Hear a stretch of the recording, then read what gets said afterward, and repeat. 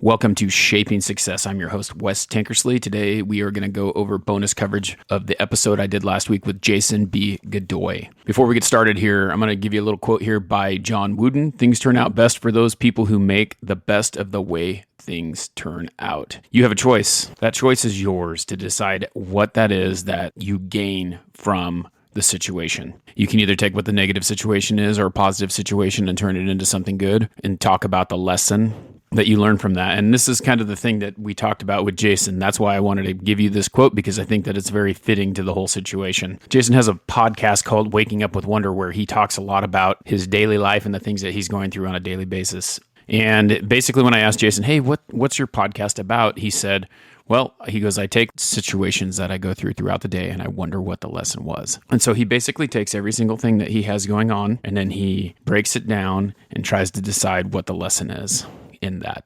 And so it's a great thing to listen to. If you listen to Jason, if you're looking for positivity, if you're looking for something in your life to help you change the way that you think and the way that you look at situations, check out Jason's podcast, Waking Up with Wonder. I had Jason on because we talked about positivity and how he stayed positive and how he got through things and how he made the situations better for himself. And so the first thing I asked him, I said, hey, so how do you stay so positive? He goes, well, I like to call it wondering in the dark. He goes, I basically wonder what the lesson is when things go wrong, just like we talked about. And so when he figures out what that is, he gets on his podcast and he talks about it. He talks about his daily life. He talks about the things that he goes through, how he handled it, how he could have handled it, how it could be handled better, differently, or anything like that. One of the things that he talked about was journaling and how he journals through a lot of the situations that he has. So he'll figure out what it is, what's bothering him, reflect on it, and then write it down in a journal.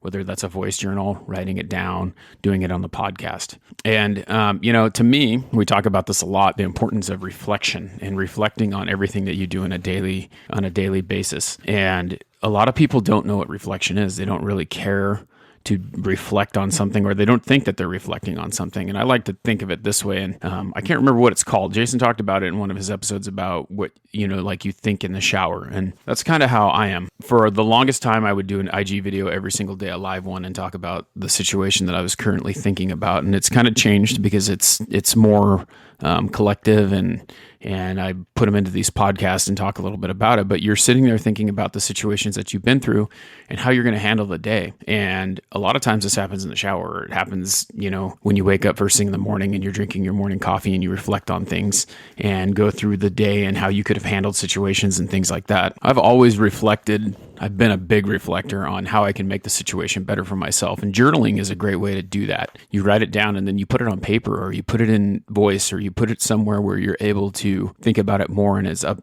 in front of you and you've written it down, instead of just like, hey, it's in my mind and now it's gone. So finding a way to reflect on what you're doing. And journaling is a great way to do that, writing it down on a daily basis. And one of the things that was really cool that I liked is that he doesn't require her, but he asks his daughter to journal. And she has this journal that's called a 5-minute journal. And he kind of told us a couple of the prompts. And one of the prompts was, what is one thing that would make this day amazing? And what is one thing that I'm grateful for? And so he has his daughter do this journal first thing in the morning every day.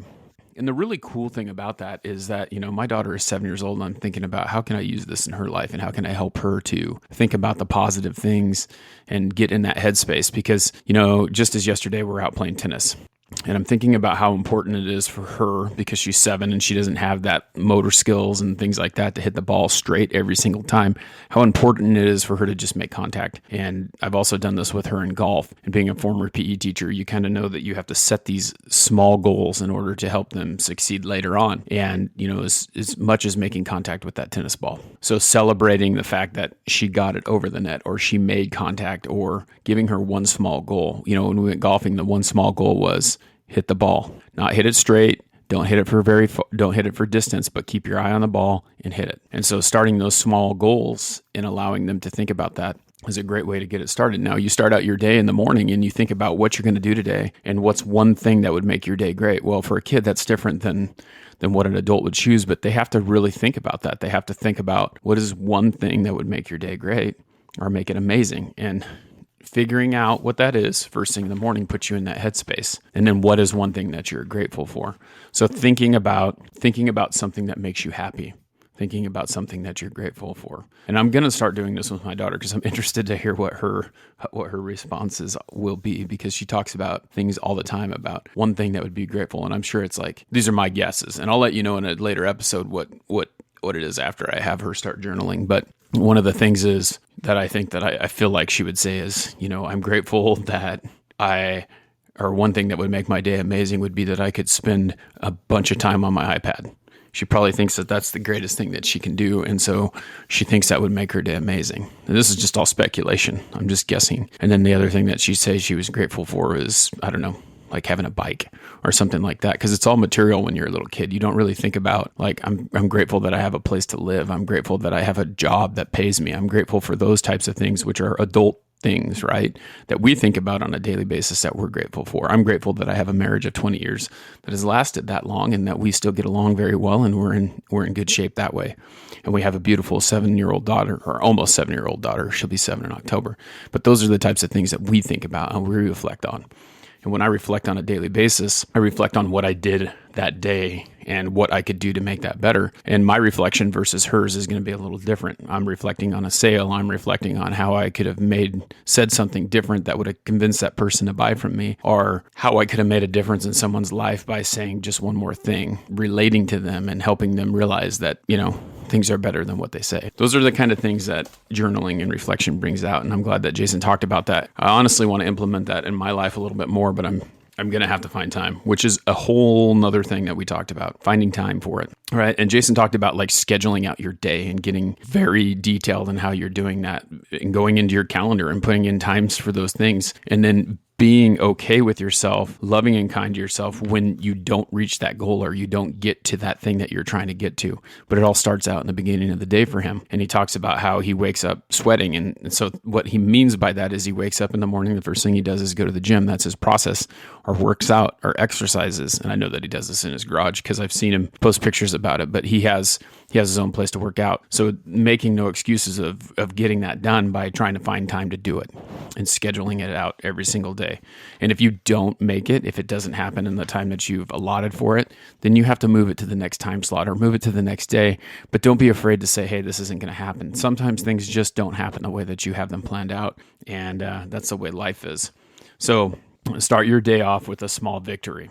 That was the other thing that he talked about after we talked about scheduling that out, because we talked about Lewis Howes has a book, and he talks about waking up every single day, making your bed, starting off with that routine, creating a routine that you do daily every single day, first thing in the morning, so that you feel like you've accomplished something and so that you can move on to the next task and do better with it. And, he talked about that, and it was kind of funny. I got some flack from my wife because I told her that, or I had said that, I'm up at 5 every morning, and she's usually still in bed because she doesn't get up at 5. I get up at 5 because that's when my routine starts. I'm able to work through my things and think about my things and start reflecting on my day right away, which I need to add some other stuff into it, but I'm not going to sit here and make excuses why I haven't started working out or why I haven't gone on a walk. This morning, I set a goal with myself that I was going to get up and go for a walk at 5 in the morning right off the bat. And when I got up and I realized, I'm too tired to do this, I don't want to do it. And it's pitch dark outside. I didn't want to go for a walk in the dark, so people think I'm that creepy guy cruising around at 5 in the morning in the block. But we can make excuses all day long, but starting out with that small victory is what it really boils down to. Figuring out what you got to do first thing in the morning and working through it and get your day going right. Whether that be working out, whether that be making your bed, whether that be sitting down, having coffee, reflecting, reading your Bible, reading a book, anything that gets you going so that you can feel like you've started to accomplish something throughout the day. And then the last thing that I wanted to talk about with you is he talked about connection, because when I ask that last question every single time, it's, hey, how do you shape your success? How would you define success? And he talked about connection, and connection is a great thing. Most of the guests that I have had talked about connections and connecting people and getting in that relationship with someone who can help you or you can help them, or giving something of value to other people. And it's funny because the majority of my guests I have met through one sort of social media platform or another, or being connected through someone else. My current job, I got connected to my boss through a friend that I worked with at Les Schwab. Teaching, getting a job, same kind of thing. I was connected to the school that I was at because I student taught with another teacher who helped me to get connected into this other job. And that's the thing about connection, or connecting. Lewis Howes, everyone talks about him being a connector. And basically what he did for the first part of his career was connect people to connect them to someone who could help them. So if I was a baseball coach and he knew a baseball coach, he would connect me with that baseball coach and help me to maybe find some value or get connected with someone else. And that's the thing about connection. You never know who you're talking to that day, who could be someone that could help you to create something else.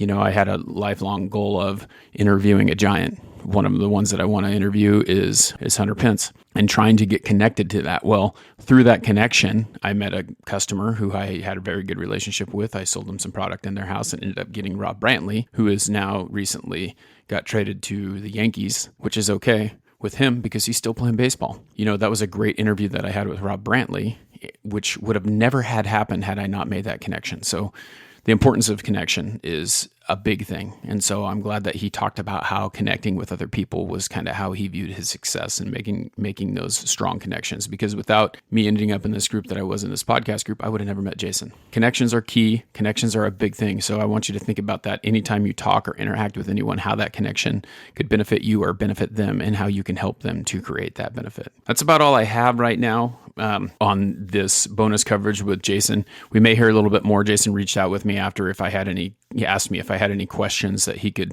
answer, if he could do an audio response, but I don't know that right now that's the way that I want to do this. I've been thinking about it, and I think that reflection is great, and I think we'll have that interaction together. And at some point you may see Jason, or you probably will see Jason back on here when we talk about where we're at, in a year from now or 6 months from now, and how that's going and what's going on, because I know that he works very hard at what he's doing. He talked about it quite a bit, and I see, I know when you're raising 2 kids and when you're working, when you're going to school, trying to get degrees and things like that, it's a struggle. It's work, and he works full time. And he's working on getting his master's. He's already had his bachelor's. He's pushing his Waking Up with Wonder podcast. He has his own healing practice, which COVID's kind of put a little bit of damper on that, but that's kind of the way it is. And we're working through that and wading through that and continuing to push. And that's what I liked about him, is that no matter what, he's still finding ways. And that's what people do. That's how people who push through this and have found success continue to find a way to make their goals happen and be relatable. So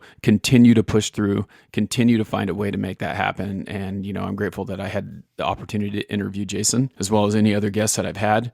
There's always great insights to be learned and lessons to be learned. And so with Jason, like I said, you need to check it out. Wonder what the lesson is. Think about that on a daily basis. No matter what, you have a choice. You can either be negative about it, or you can think about how it will help you in a positive way. What did you learn from that negative situation to flip it into a positive thing? So think about that on a daily basis. Help yourself to do that. If you are listening to this on the podcast, please like, share, and review it. Take a screenshot of it. Post it on your social media. Help me to grow this every single day. Thank you again. Until next time, I challenge you to find the shape of your success.